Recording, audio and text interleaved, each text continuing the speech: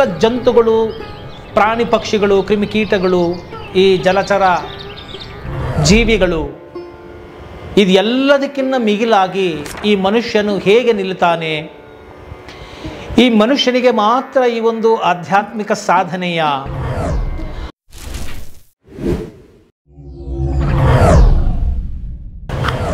ನಮಸ್ಕಾರ ವೀಕ್ಷಕರೇ, ನಾನು ನಿಮ್ಮ ಮಂಜುನಾಥ್, ಅಡ್ವೊಕೇಟ್ ಹಾಗೂ ಆಧ್ಯಾತ್ಮಿಕ ಚಿಂತಕರು ಮಾತಾಡ್ತಾ ಇರೋದು.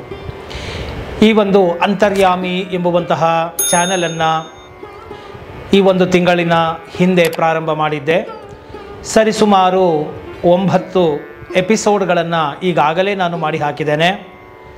ಈ ಒಂದು ಎಪಿಸೋಡ್ಗಳಲ್ಲಿ ಅಧ್ಯಾತ್ಮ ಅಂದರೆ ಏನು, ಅಧ್ಯಾತ್ಮ ಯಾಕೆ ಬೇಕು, ಅಧ್ಯಾತ್ಮ ಈ ಮನುಷ್ಯ ಜೀವನದಲ್ಲಿ ತುಂಬ ಅತ್ಯವಶ್ಯಕವೇ, ಇದು ಒಂದು ಆಪ್ಷನ್ನ ಅಥವಾ ಇದು ಮ್ಯಾಂಡೇಟ್ರಿನಾ, ಈ ಮನುಷ್ಯ ಜೀವನ ಬಂದಿರೋದೇ ಅಧ್ಯಾತ್ಮವನ್ನು ಅನುಭವಿಸಲಿಕ್ಕ, ಆತ್ಮಸಾಕ್ಷಾತ್ಕಾರವನ್ನು ಪಡೆಯಲಿಕ್ಕ, ಮತ್ತು ಈ ಒಂದು ಅಧ್ಯಾತ್ಮವನ್ನು ನಾವು ಅನುಸರಿಸಬೇಕಾಗಿದ್ದೇ ಆದಲ್ಲಿ ಅಧ್ಯಯನದ ಮಾರ್ಗಗಳು ಏನು? ಸೊ ಒಂದು ಅಧ್ಯಾತ್ಮವನ್ನು ಸಾಧಿಸಬೇಕಾದರೆ ಆ ಒಂದು ಜಿಜ್ಞಾಸುವಿನಲ್ಲಿ ಇರಬೇಕಾದಂತಹ ಗುಣಲಕ್ಷಣಗಳು ಏನು, ಈ ಒಂದು ಅಧ್ಯಯನದ ಕ್ರಮ ಏನು, ಹೀಗೆ ಹಲವಾರು ವಿಚಾರಗಳನ್ನು ನಾನು ಹೇಳ್ತಾ ಬಂದಿದ್ದೇನೆ.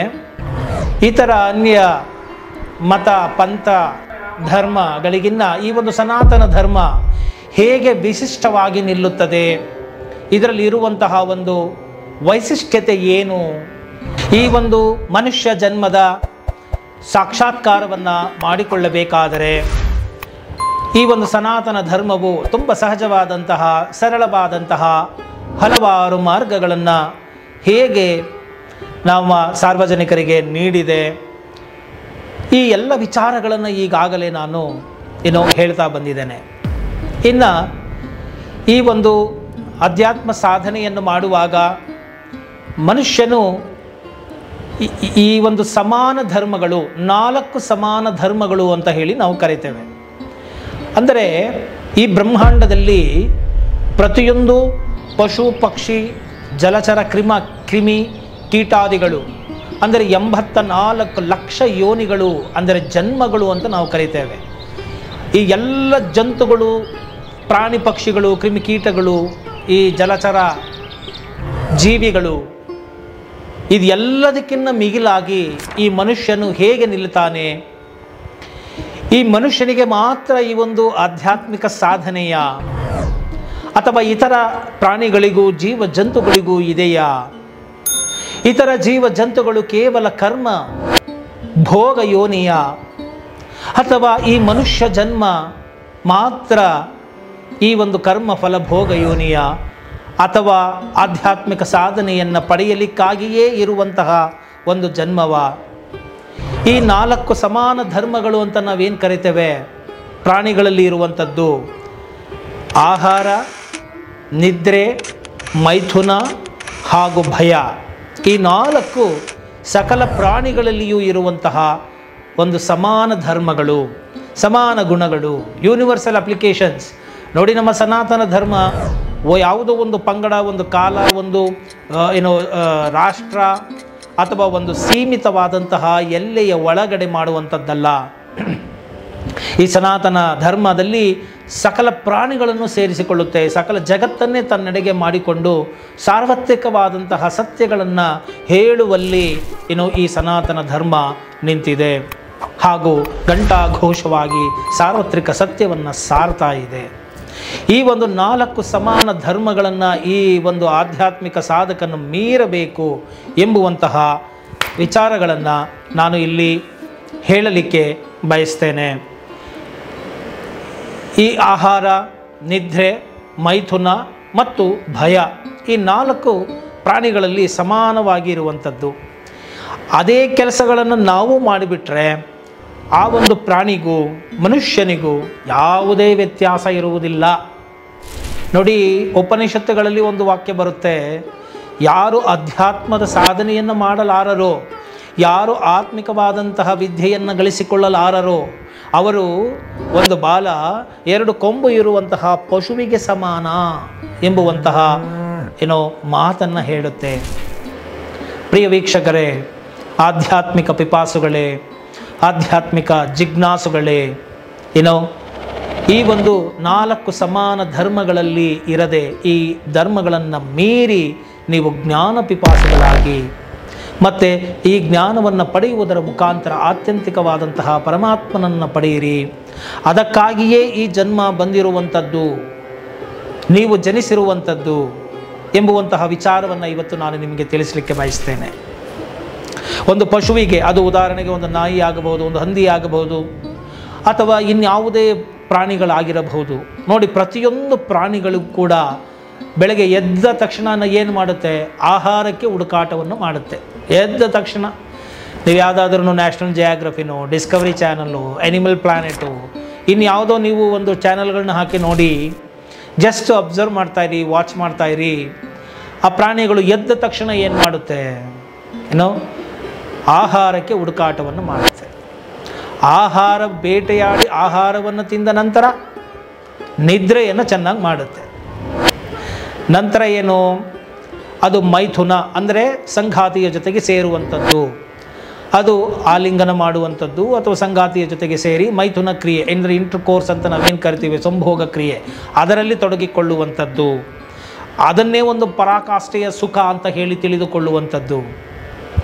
ಮತ್ತು ಈ ಎಲ್ಲವನ್ನು ಮಾಡಬೇಕು, ಇದೇ ಪರೋತ್ಕೃಷ್ಟವಾದಂತಹ ಸಂತೋಷ ಅಂತ ಪ್ರಾಣಿಗಳು ತಿಳ್ಕೊಂಡಿರುತ್ತೆ. ಇದನ್ನೇ ಮಾಡ್ತಾ ಬರ್ತಾ ಇರುತ್ತೆ. ಮತ್ತು ಆ ಒಂದು ಮೈಥುನದ ಕ್ರಿಯೆ ಆದ ಮೇಲೆ ಅದಕ್ಕೆ ಮಕ್ಕಳಾಗುತ್ತೆ, ಅಂದರೆ ಮರಿಗಳಾಗುತ್ತೆ. ಆ ಮರಿಗಳಿಗೂ ಕೂಡ ಅದು ತನ್ನದೇ ಆದಂತಹ ರೀತಿಯಲ್ಲಿ ಪ್ರೀತಿಯನ್ನು ಅದು ತೋರಿಸ್ತಾ ಇರುತ್ತೆ. ಮಾಮೂಲಿ ಗಂಡ ಹೆಂಡತಿ ಕುಟುಂಬ, ತಂದೆ ತಾಯಿ, ಈ ತರಹದ ಒಂದು ಕುಟುಂಬ ಪ್ರಾಣಿಗಳಲ್ಲಿಯೂ ಕೂಡ ಇರುತ್ತೆ. ಸಹಜವಾದಂತಹ ಒಂದು ಪ್ರೀತಿ ಇರುತ್ತೆ ಅವುಗಳಲ್ಲಿ. ಬೇರೆ ಇನ್ನೇನು ಉತ್ಕೃಷ್ಟವಾದಂತಹ ಚಿಂತನೆಗಳು ಆ ಪ್ರಾಣಿಗಳಲ್ಲಿ ಇರೋದಿಲ್ಲ. ಆ ಪ್ರಾಣಿಗಳಿಗೆ ಇರೋದಷ್ಟೇ, ಇದು ನನ್ನ ಜೊತೆ ಇದೆ, ನನ್ನ ಮಗು ಸೇಫ್ಟಿ ಮಾಡಬೇಕು, ಇದು ನನ್ನ ಸಂಗಾತಿ ಪ್ರೀತಿಯಿಂದ ಕಾಣಬೇಕು, ಮತ್ತು ಹೊಟ್ಟೆ ಹಸಿದಾಗ ಹೋಗಿ ಬೇಟೆಯಾಡಬೇಕು, ಊಟನ ತಿನ್ನಬೇಕು, ನಿದ್ದೆ ಮಾಡಬೇಕು, ಬೇಜಾರಾದರೆ ಮೈಥುನ ಮಾಡಬೇಕು, ಸುಖವನ್ನು ಪಡ್ಕೊಂಡು ಆರಾಮಾಗಿರಬೇಕು. ಇದಿಷ್ಟೇ ಪ್ರಾಣಿಗಳು ಮಾಡ್ತಾ ಇರುತ್ತೆ. ಇದನ್ನು ಮೀರಿ ಪ್ರಾಣಿಗಳು ಈ ಒಂದು ಜಗತ್ತು ಅನ್ನೋದು ಏನು, ಈ ಬ್ರಹ್ಮಾಂಡ ಅಂದರೆ ಏನು, ಮತ್ತು ಇಲ್ಲಿ ಈ ಬ್ರಹ್ಮಾಂಡವನ್ನು ಸೃಷ್ಟಿಸಿರುವ ಸೃಷ್ಟಿಕರ್ತನು ಯಾರು, ಇದಕ್ಕೆ ಒಂದು ಪರಮಾತ್ಮನಿದಾನಿಯೇ, ಅಥವಾ ಈ ಒಂದು ನಾನು ಯಾಕೆ ಈ ಒಂದು ಜಗತ್ತಿನಲ್ಲಿ ಇದ್ದೇನೆ, ಇಲ್ಲಿಗೆ ನಾನು ಯಾಕೆ ಬಂದಿದ್ದೇನೆ, ಈ ಜಗತ್ತು ಈ ರೀತಿ ಯಾಕೆ ಇದೆ, ಇಷ್ಟು ಅಸಮಾನತೆಗಳು ಯಾಕಿದೆ, ಪ್ರಾಣಿಗಳಿಗಿಂತ ನಾನು ಹೇಗೆ ಭಿನ್ನನಾಗಿದ್ದೇನೆ, ಸೊ ನನಗೆ ಪ್ರಾಣಿಗಳಿಗೆ ಕೊಡದೇ ಇರುವಂತಹ ಒಂದು ವಿಶಿಷ್ಟವಾದಂತಹ ಒಂದು ಏನು ಲಕ್ಷಣ ನನ್ನಲ್ಲಿ ಇದೆ, ಏನು ಬುದ್ಧಿಶಕ್ತಿಯನ್ನು ಪರಮಾತ್ಮ ನನಗೆ ಕೊಟ್ಟಿದ್ದಾನ. ಅಂದರೆ ಬುದ್ಧಿ ಪ್ರಾಣಿಗಳಲ್ಲೂ ಇರುತ್ತೆ, ಆದರೆ ಆಧ್ಯಾತ್ಮಿಕವಾದಂತಹ ಬುದ್ಧಿ ಅಂದರೆ ಪರಮಾತ್ಮನನ್ನು ನೀವು ಕಾಣಲಿಕ್ಕಾಗಿ ಅಥವಾ ಭಗವಂತನನ್ನು ಕಾಣಲಿಕ್ಕಾಗಿ ನೀವು ಆ ಒಂದು ಬುದ್ಧಿಶಕ್ತಿಯನ್ನು ಉಪಯೋಗಿಸಬಹುದಾಗಿದೆ. ಒಳಿತು ಕೆಡುಕನ್ನು ನೀವು ಯೋಚಿಸಬಹುದಾಗಿದೆ. ಮತ್ತು ನೀವು ಕೇವಲ ಕರ್ಮಯೋನಿಗಳು ಅಂದರೆ ಹಿಂದಿನ ಜನ್ಮಗಳಲ್ಲಿ ಮಾಡಿದ ಪಾಪದ ಫಲವನ್ನು ಭೋಗಿಸಿ ನೀವು ಅದರ ಶೇಷವನ್ನು ಕಳೆದುಕೊಂಡು ನೀವು ಇನ್ನು ಮುಂದಿನ ಜನ್ಮಕ್ಕೆ ಪ್ರಮೋಷನ್ನ ಪಡ್ಕೊಳ್ಳೋದಷ್ಟೇ ಈ ಒಂದು ಪ್ರಾಣಿಗಳಲ್ಲಿ ಇರುವಂತಹ ಒಂದು ಭೋಗಯೋನಿ ಅಂತ ಕರೀತೇವೆ. ಅದು ಕೇವಲ ಭೋಗಿಸುತ್ತಾ ತನ್ನ ಪಾಪದ ಒಂದು ಕ್ಷಯವನ್ನು ಮಾಡ್ಕೊಳ್ತಾ ಇರುತ್ತೆ. ಪುಣ್ಯ ಸಂಪಾದನೆ ಹೇಗಾಗುತ್ತೆ? ಖಂಡಿತ ಇಲ್ಲ. ಯಾಕಂದರೆ ಪುಣ್ಯ ಸಂಪಾದನೆಯನ್ನು ಮಾಡಿಕೊಳ್ಳಲಿಕ್ಕೆ ಅದು ಈ ಒಂದು ಚಿಂತನೆಯನ್ನು ಮಾಡಬೇಕು. ಆಧ್ಯಾತ್ಮಿಕ ಚಿಂತನೆ ಪ್ರಾಣಿಗಳಲ್ಲಿ ಸಾಧ್ಯವೇ? ಖಂಡಿತ ಸಾಧ್ಯ ಇಲ್ಲ. ಸೊ ಪ್ರಾಣಿಗಳಲ್ಲಿ ಇಲ್ಲದಂತಹ ಒಂದು ವಿಶಿಷ್ಟವಾದಂತಹ ಜ್ಞಾನವನ್ನು, ಬುದ್ಧಿಯನ್ನು, ಶಕ್ತಿಯನ್ನು ದೇವರು ನಮಗೆ ಅನುಗ್ರಹಿಸಿದ್ದಾನೆ. ನೋಡಿ, ಆ ಒಂದು ಜ್ಞಾನದಿಂದಲೇ ನಾವೇನು ಮಾಡ್ತೇವೆ? ಆನೆಯನ್ನು ಬೇಕಾದ್ರೂ ಪಳಗಿಸಿ ಇಡ್ತೇವೆ. ಸಮುದ್ರದ ಆಳದ ಒಳಗೆ ನಾವು ಹೋಗಿದ್ದೇವೆ.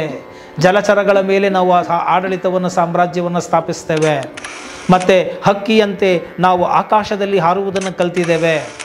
ಪ್ರಾಣಿಗಳು ಯಾವುದೂ ಮಾಡಲಿಕ್ಕೆ ಸಾಧ್ಯವೇ ಆಗದಂತಹ ಒಂದು ಅತಿಶಯವಾದಂತಹ ಕೆಲಸಗಳನ್ನು ಈ ಒಂದು ಮನುಷ್ಯನು ಮಾಡೋದನ್ನು ಕಲ್ತಿದ್ದಾನೆ. ಏಕೆ? ಬುದ್ಧಿಶಕ್ತಿಯಿಂದ. ಈ ಒಂದು ಬುದ್ಧಿಶಕ್ತಿಯನ್ನು ಉಪಯೋಗಿಸಿಕೊಂಡು ಈ ಎಲ್ಲದನ್ನು ಮಾಡ್ತಾ ಇದ್ದಾನೆ. ನೋಡಿ, ಮನುಷ್ಯನು ಅಂತ ಥರ ಉಭಯವಾಸಿ ಥರ ಕಪ್ಪೆ ಇರುತ್ತಲ್ಲ, ನೀರಿನಲ್ಲೂ ಇರುತ್ತೆ, ಭೂಮಿ ಮೇಲೂ ಇರುತ್ತೆ. ಹಾಗೆ ಮನುಷ್ಯ ಇಷ್ಟಪಟ್ಟಿದ್ದೆ ಆದಲ್ಲಿ ಭೂಮಿಯ ಒಳಗಡೆನೇ ಒಂದು ಸಾಮ್ರಾಜ್ಯವನ್ನು ಸ್ಥಾಪಿಸಿಕೊಂಡು ಬಿಡಬಲ್ವಲ್ಲ. ಈಗೆಲ್ಲ ನಾವು ಸಬ್ಮೆರಿನ್ ಏನೋ ಅಂತ ಶಿಪ್ ಅಂತೇಳಿ ನಾವು ಕರೀತೇವೆ. ಸಮುದ್ರದ ಒಳಗಡೆನೇ ಇದ್ಬಿಡ್ಬಲ್ಲ, ನದಿ ಒಳಗಡೆ ಇದ್ಬಿಡ್ಬಲ್ಲ, ನೀರಿನ ಒಳಗಡೆ ಸಾಮ್ರಾಜ್ಯವನ್ನು ಕಟ್ಕೊಂಡ್ಬಿಡ್ಬಲ್ಲ, ಇನ್ನು ಆಕಾಶದ ಮೇಲೆ ಕಟ್ಕೊಂಡ್ಬಿಡ್ಬಲ್ಲ. ನೋಡಿ, ಸ್ಪೇಸ್ ಅಂತ ನಾವು ಕರಿತೇವೆ. ಅಲ್ಲಿಯೂ ಕೂಡ ಒಂದು ಸ್ಪೇಸ್ ಸ್ಟೇಷನ್ ಅಂತ ನಾವು ಕರಿತೇವೆ. ನೋಡಿ, ಇಡೀ ಸೌರಮಂಡಲವನ್ನು ಆಕ್ರಮಿಸಬಲ್ಲ, ಓಡಾಡಬಲ್ಲ, ಚಂದ್ರನ ಮೇಲೆ ಓಡಾಡಬಲ್ಲ. ಇಷ್ಟೊಂದು ಅತ್ಯದ್ಭುತವಾದಂತಹ ಶಕ್ತಿ, ಅನ್ವೇಷಣಾ ಶಕ್ತಿ, ರಿಸರ್ಚ್ ಮೈಂಡು ಪ್ರಾಣಿಗಳಲ್ಲಿದೆಯಾ? ನೋಡಿ, ಮನುಷ್ಯನು ಎಷ್ಟು ಶಕ್ತಿವಂತನಾಗಿದ್ದಾನೆ, ಇದು ಎಲ್ಲವನ್ನೂ ಮಾಡ್ತಾ ಇದ್ದಾನೆ. ಅಂದರೆ ವಿಶಿಷ್ಟವಾದಂತಹ ಶಕ್ತಿ ಮನುಷ್ಯನಿಗೆ ಪರಮಾತ್ಮನು ಅನುಗ್ರಹಿಸಿದ್ದಾನೆ ಅಂತ ಆಯ್ತಲ್ವಾ? ಇಂತಹ ಅತ್ಯದ್ಭುತವಾದಂತಹ ಜ್ಞಾನವನ್ನು, ಶಕ್ತಿಯನ್ನು ಪಡೆದುಕೊಂಡಂತಹ ಮನುಷ್ಯನು ಸಾಧನೆಯನ್ನು ಮಾಡ್ತಾ ಸಿದ್ಧನಾಗ್ತಾನೆ. ಸಾಧನೆಯನ್ನು ಮಾಡುವವನಿಗೆ ಸಾಧಕ ಅಂತಾರೆ. ಸಾಧನೆಯ ಆದಿಯಲ್ಲಿ ಸಿದ್ಧತೆಯನ್ನು ಪಡೆದುಕೊಂಡು ಸಿದ್ಧಿಗಳನ್ನು ನಾವು ಅಷ್ಟಸಿದ್ಧಿಗಳು ಅಂತ ಕರಿತೇವೆ. ಅದನ್ನು ಪಡೆದುಕೊಂಡಂಥವನು ಸಿದ್ಧ ಪುರುಷನಾಗ್ತಾನೆ. ಅದನ್ನು ಮೀರಿದಂತಹವನು ಯೋಗಿ ಆಗ್ತಾನೆ. ಇಂತಹ ಒಂದು ಯೋಗ ಸ್ಥಿತಿಯನ್ನು ಮನುಷ್ಯನು ತಲುಪಬಹುದಾಗಿದೆ. ನಾವು ಸತ್ಯ ಹರಿಶ್ಚಂದ್ರ ಮತ್ತು ಇನ್ನಿತರ ಕಥೆಗಳಲ್ಲಿ ಕೇಳಿದ್ದೇವೆ. ಈ ಯೋಗಿ ವಿಶ್ವಾಮಿತ್ರನು ಮತ್ತೊಂದು ಬ್ರಹ್ಮಾಂಡವನ್ನೇ ರಚಿಸಿದನು. ಅಂದರೆ ಇಡೀ ಇನ್ನೊಂದು ಬ್ರಹ್ಮಾಂಡವನ್ನು ರಚಿಸುವಂತಹ ಶಕ್ತಿಯು ಒಬ್ಬ ಸಾಧಾರಣವಾದಂತಹ ಕ್ಷತ್ರಿಯ ಋಷಿಗೆ ಇತ್ತು ಅಂತ ಹೇಳಿದರೆ, ಅದು ಹೇಗೆ ಬಂತು ಅಂತ ಹೇಳಿದರೆ ಸಾಧನೆಯ ಮುಖಾಂತರ ಬಂತು.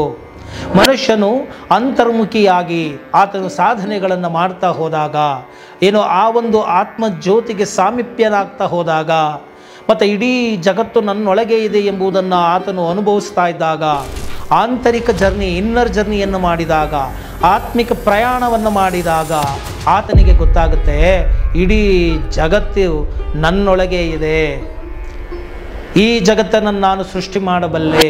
ನೋಡಿ, ನೀವು ಎದ್ರೇ ಜಗತ್ತು, ನೀವು ಇಲ್ಲ ಅಂದರೆ ನಿಮ್ಮ ಪಾಲಿಗೆ ಜಗತ್ತೇ ಇಲ್ಲ.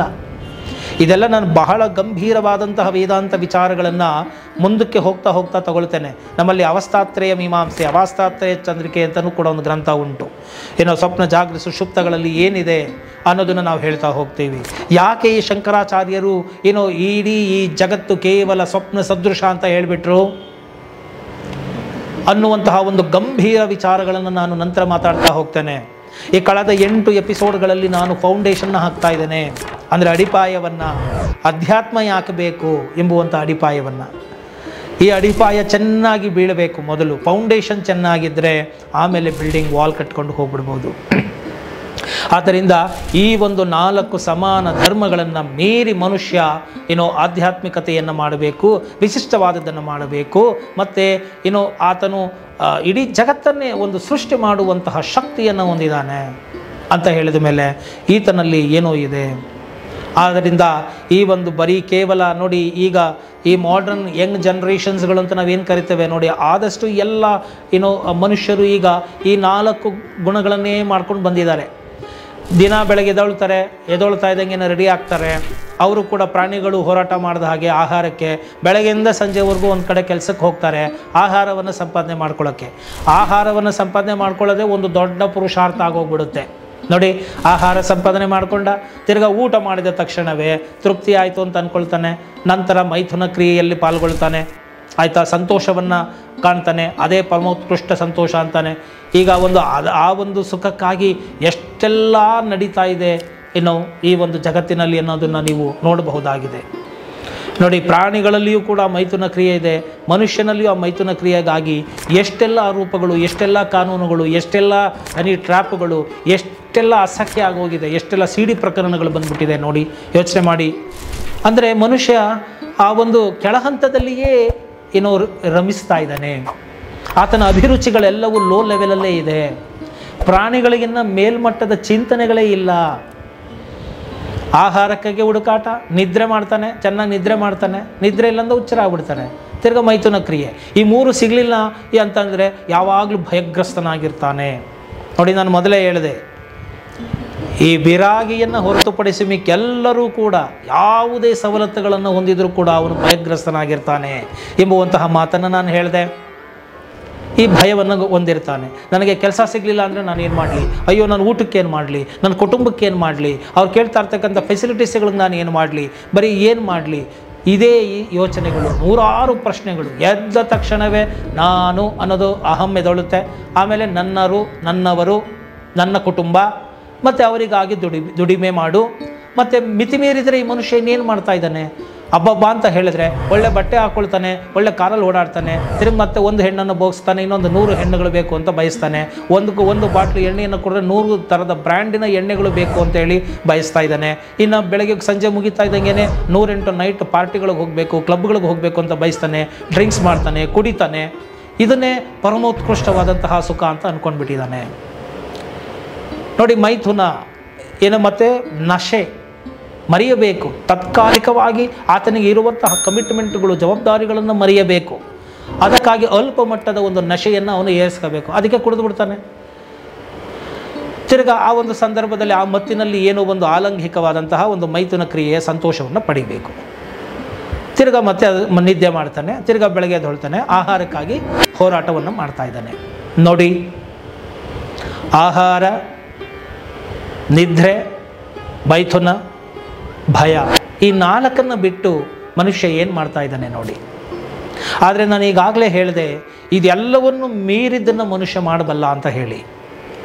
ಮತ್ತು ಈ ಎಲ್ಲವನ್ನು ಮೀರಿ ಇದು ಯಾವುದನ್ನು ಮಾಡದೇ ಇದ್ದರೂ ಕೂಡ ಮನುಷ್ಯ ಹೇಗೆ ಸಂತೋಷವಾಗಿ ಇರಬಲ್ಲ, ಆನಂದವಾಗಿ ಇರಬಲ್ಲ.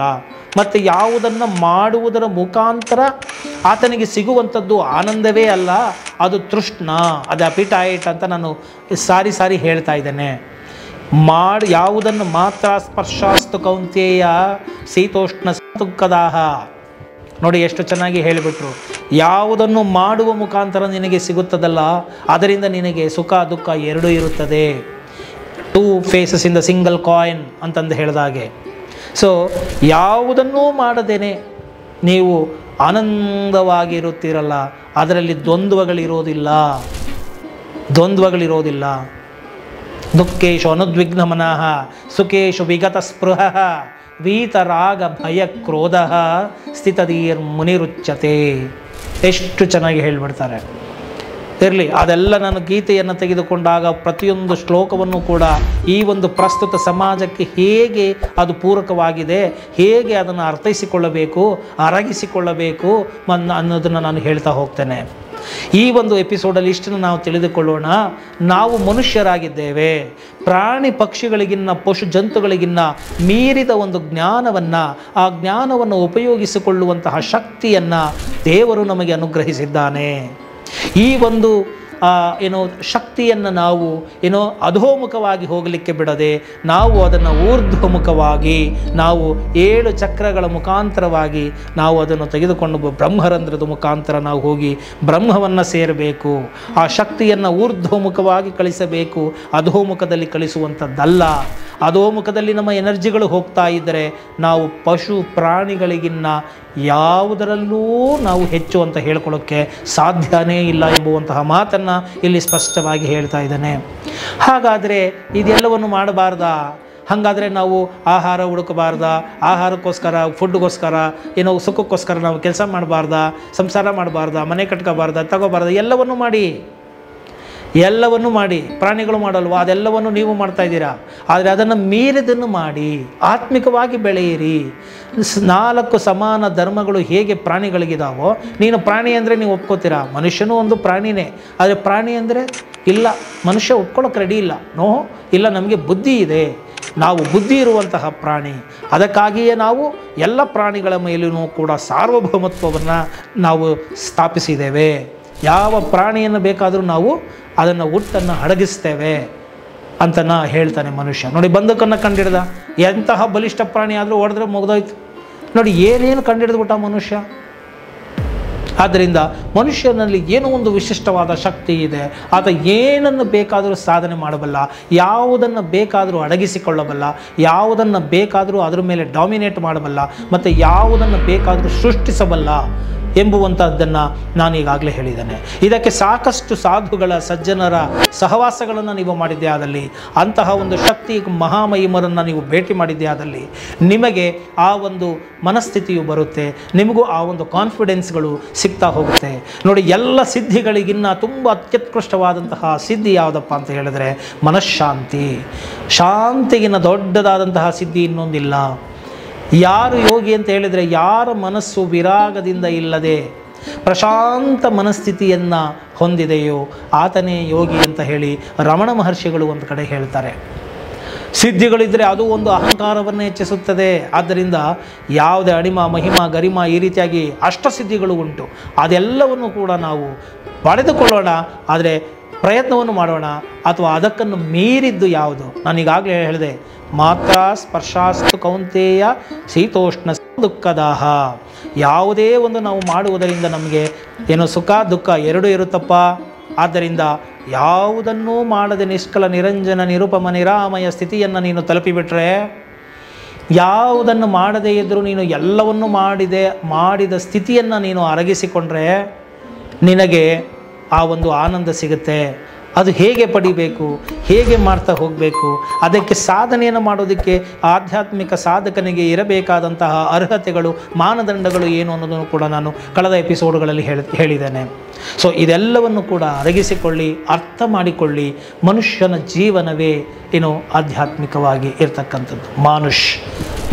ಮನುಷ್ಯ ಆಧ್ಯಾತ್ಮಿಕವಾದಂತಹ ಒಂದು ಜ್ಞಾನವನ್ನು ಪಡೆದುಕೊಳ್ಳುವುದೇ ನಿಮ್ಮ ಆತ್ಯಂತಿಕವಾದಂತಹ ಕರ್ತವ್ಯವಾಗಿದೆ. ಅದನ್ನು ಬಿಟ್ಟು ನೀವು ಬರೀ ಕೇವಲ ಪ್ರಾಣಿಗಳ ರೀತಿಯಲ್ಲಿ ನೀವೇನೋ ಒಂದು ಕೆಲಸಗಳನ್ನು ಮಾಡಿಕೊಂಡಿದ್ದರೆ ಆಗೋದಿಲ್ಲ. ಪ್ರಾಣಿನೋ ತನ್ನ ಕೈಲಾಗ ಒಂದು ನಾಯಿನೋ ತನಗೆ ಬೇಕಾಗಿರೋದು 4 ಗಾಡಿಗಳು ಮುಂದೆ ಹೋದರೆ ಅದಕ್ಕೆ ಬೇಕಾಗಿರೋದು ಬನ್ನು, ಬ್ರೆಡ್ಡು, ಮಾಂಸನೋ, ಚಿಕನ್ನು, ಮಟನ್ನು ಪೀಸ್ ಹಾಕ್ತಾರೆ, ತಿನ್ಕೊಂಡು ಬಾಲಲ್ಲಾಡಿಸ್ಕೊಂಡು ಆರಾಮಾಗಿ ಹೋಗ್ಕೊಂಡು ಮೈಥುನ ಮಾಡಿಕೊಂಡು ಯಾವುದಾದ್ರೂ ನೋಡಿದ್ರೆ ಓಡ್ಸೋಕ್ಕೆ ಬಂದರೆ ಅದು ಎದುರ್ಕೊಂಡು ಓಡೋಗಿ ಇನ್ನೆಲ್ಲ ಸೇರ್ಕೊಂಡ್ಬಿಡುತ್ತೆ. ಅದು ಅದರದೇ ಆದಂಥ ಲೆವೆಲಲ್ಲಿ ಅದು ಜೀವನ ಮಾಡುತ್ತೆ. ಮನುಷ್ಯ ಏನು ಮತ್ತೆ ಸ್ವಲ್ಪ ಫ್ಲರಿಶ್ ಆಗಿ ಇದ್ಕೊಂಡು ಅವನದೇ ಆದಂತಹ ಒಂದು ನಿಟ್ಟಿನಲ್ಲಿ ಎಲ್ಲ ಕವರಪ್ ಮಾಡಿಕೊಂಡು ಒಂದು ಶಿಷ್ಟಾಚಾರದ ರೀತಿಯಲ್ಲಿ ಜೀವನ ಮಾಡ್ತಾ ಇದ್ದಾನೆ. ಆದರೆ ಅದಕ್ಕಿಂತ ಮೀರಿದ್ದೇನು ಮಾಡ್ತಾ ಇದ್ದಾನೆ? ಪ್ರಾಣಿಗಳು ಮಾಡದೇ ಇರುವಂತಹದ್ದನ್ನು ಮನುಷ್ಯನು ಮಾಡಬೇಕಲ್ವಾ? ಆತನಿಗಿನ್ನ ನೀನು ಉತ್ಕೃಷ್ಟ, ಆ ಪ್ರಾಣಿಗಿನ್ನ ನೀನು ಶ್ರೇಷ್ಠ ಅಂತ ಆಗಬೇಕಂದ್ರೆ ನೀನು ಪ್ರಾಣಿಗಳ ಕೈಯಲ್ಲಿ ಮಾಡಲಿಕ್ಕೆ ಆಗದಂತಹ ಕ್ರಿಯೆಯನ್ನು, ಕರ್ಮವನ್ನು, ಕೆಲಸವನ್ನು ನೀನು ಮಾಡಿ ತೋರಿಸ್ಬೇಕಲ್ವಾ? ಆಗ ಮಾತ್ರ ಅಲ್ವ ನೀನು ಮನುಷ್ಯನ ಮಾತ್ರ ಆಗಬೇಕಾ? ನೀನು ಸಾಧಕ ಆಗೋದು ಬೇಡ, ಸಾಧಕನಿಂದ ಸಿದ್ಧನಾಗೋದು ಬೇಡವಾ, ಸಿದ್ಧನಿಂದ ಯೋಗಿ ಆಗೋದು ಬೇಡವಾ, ಯೋಗಿಯಿಂದ ನೀನು ಬ್ರಹ್ಮನೇ ಆಗುವುದು ಬೇಡವಾ? ಅಂತಹ ಒಂದು ಉತ್ಕೃಷ್ಟವಾದಂತಹ ಆದರ್ಶವನ್ನು ನಿಮ್ಮ ಜೀವನದಲ್ಲಿ ನೀವು ಅಳವಡಿಸಿಕೊಳ್ಳಿ, ಅದನ್ನು ನೀವು ಮಾಡಿ ಅಂತ ನಾನು ಈ ಒಂದು ವಿಡಿಯೋದಲ್ಲಿ ನಿಮಗೆ ಹೇಳ್ತಾ ಇದ್ದೇನೆ.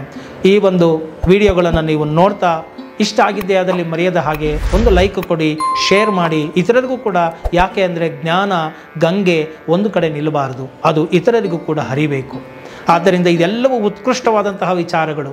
ಹಿಂದಿನ ಕಾಲದಲ್ಲಿ ನಾನು ಹೇಳಿದೆ ಹಳೆ ವಿಡಿಯೋದಲ್ಲಿ, ಯಾರಾದರೂ ಅನ್ಯ ಬ್ರಾಹ್ಮಣರು ಕೇಳಿದ್ದೆ ಆದಲ್ಲಿ ಕಾದ ಸೀಸವನ್ನು ಕಿವಿಗೆ ಒಯ್ತಾ ಇದ್ರು. ಯಾಕೆ? ಇದೆಲ್ಲ ಉತ್ಕೃಷ್ಟವಾದಂತಹ ವಿಚಾರಗಳು. ಇಂತಹ ಪರಮೋತ್ಕೃಷ್ಟವಾದಂತಹ ಶ್ರೇಷ್ಠವಾದಂತಹ ವಿಚಾರಗಳನ್ನು ತಿಳಿದುಕೊಂಡು ಬಿಟ್ಟರೆ ಹೇಗೆ ಎಂಬುವಂತಹ ಮಾತುಗಳು ಇತ್ತು.